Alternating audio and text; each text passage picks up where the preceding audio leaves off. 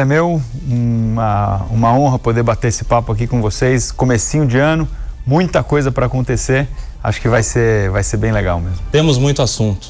E para me acompanhar nessa entrevista, recebo também a comentarista de economia da Jovem Pan, Denise Campos de Toledo, a doutora em economia e professora no INSPER, Juliana Inhas, o economista Rodrigo Simões, professor da Faculdade do Comércio de São Paulo, e o jornalista Vinícius Custódio, que é editor executivo da TC News. Vamos começar, Megali?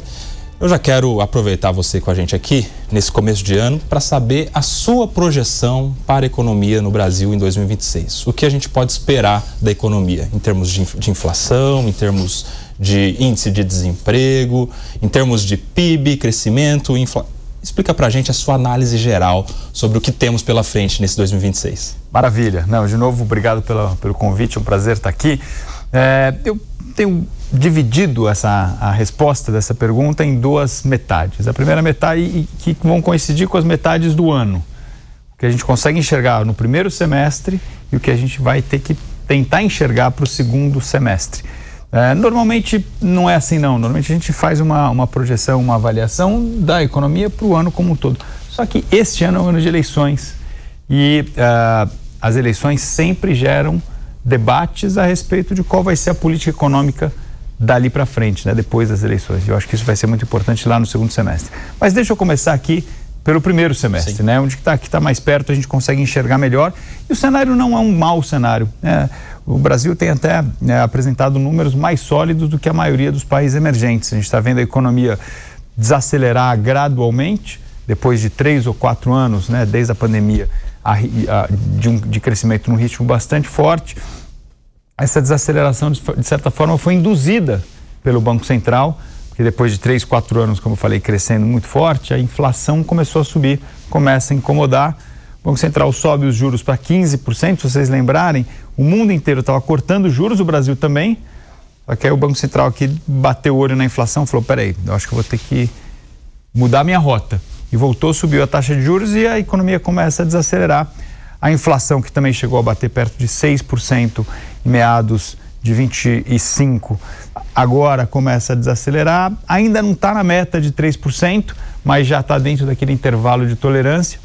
Então, o que nós podemos esperar para o primeiro semestre é o Banco Central tirando aquele excesso de aperto, aquele excesso de juros que ele precisou colocar quando a economia estava superaquecendo e quando a inflação estava batendo perto de 6%. E normalmente isso é um ambiente favorável, Cortar juros, a economia, os mercados reagem bem, a menos que fosse um corte de juros forçado, político e tal. Não é o caso. O Banco Central tem agido de forma bastante técnica, corta juros agora provavelmente a partir de março, essa é a nossa projeção.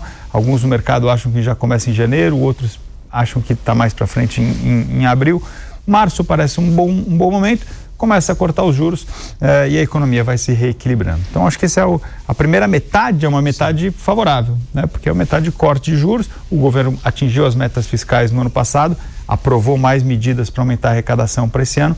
Então eu diria que até na comparação internacional, mesmo com todo esse ruído global que a gente tem visto em várias partes do mundo, políticos e geopolíticos, o Brasil tem se destacado. Ô Megali, a gente viu uma declaração recente do presidente do Banco Central, Gabriel Galípolo, dizendo que ele trabalha com o centro da meta, os 3%. Isso pode significar uma resistência na diminuição da taxa de juros ainda, na sua visão? Você bem disse, o Banco Central está conseguindo trabalhar independentemente e agora até com menos pressão do Poder Executivo depois justamente do Galípolo assumir por indicação do próprio presidente, Você acredita em alguma resistência ou você tem como certa a redução da taxa de juros?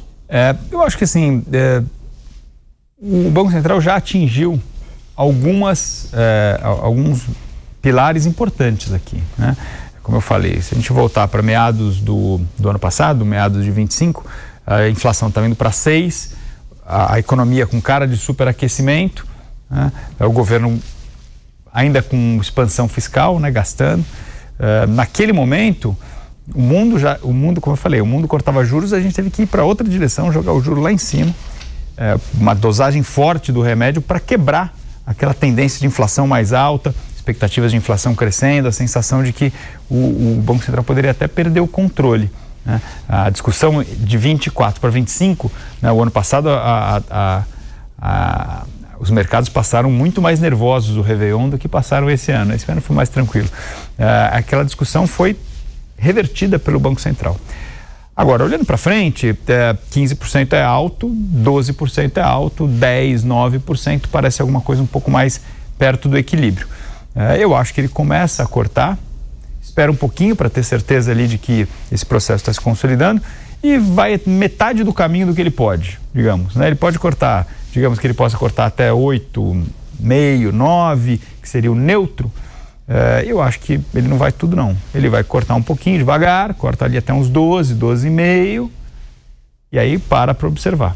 E ali que começa a entrar a discussão sobre como vai ser a política econômica a partir de 27. Porque o Banco Central tomando decisão em meados de 26, né, lá para julho, agosto, ele já vai estar olhando para 27.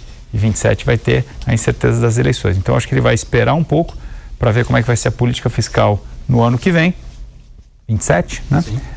E aí, se as coisas continuarem indo bem, continua cortando até aquele nível que eu disse que é mais ou menos o neutro. Se o método adotado para subir a taxa de juros foi justamente esse método paulatino, né, gradativo, de subindo de pouco a pouco, se for seguido o mesmo método, vai ser esse também para diminuir, né? Agora, antes de passar aqui para a gente inaugurar a nossa rodada de perguntas, você sabe que esse ano passado, de 2025, foi o ano em que nós repercutimos muito segurança pública.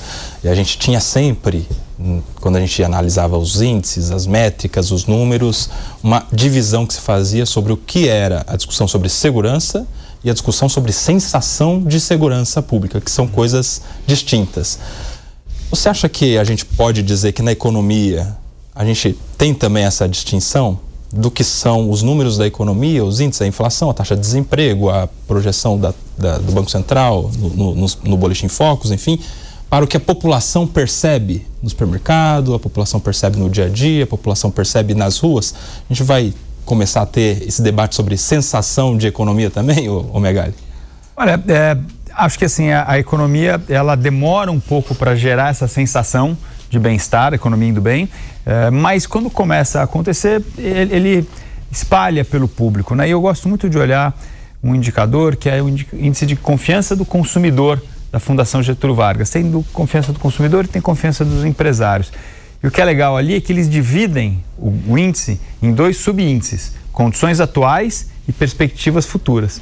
Você pega o índice do consumo, as condições atuais estão lá em cima, porque o consumidor está percebendo emprego baixo, desemprego baixo, alta de salários, transferências governamentais, crédito. Então a sensação corrente, a foto, parece muito boa.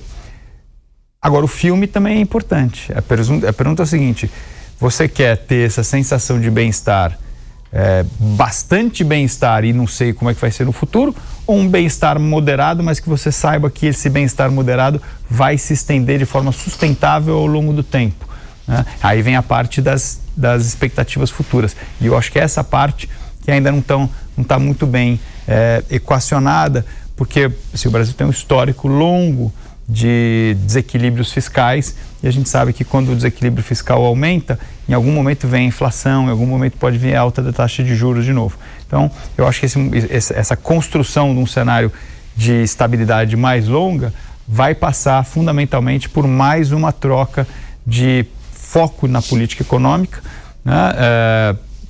Que vai acontecer a partir de 27. A gente não sabe quem vai ganhar as eleições, a gente não sabe quem vai ser a equipe econômica. Acho que mesmo se o presidente Lula vencer as eleições, o ministro Haddad já está dando sinais de que deve fazer outra coisa num eventual quarto mandato. Então essas incertezas que vão marcar fundamentalmente ali o período entre final das eleições e início do ano que vem, quando as equipes vão sendo montadas, vão ser também muito importantes para essa consolidação.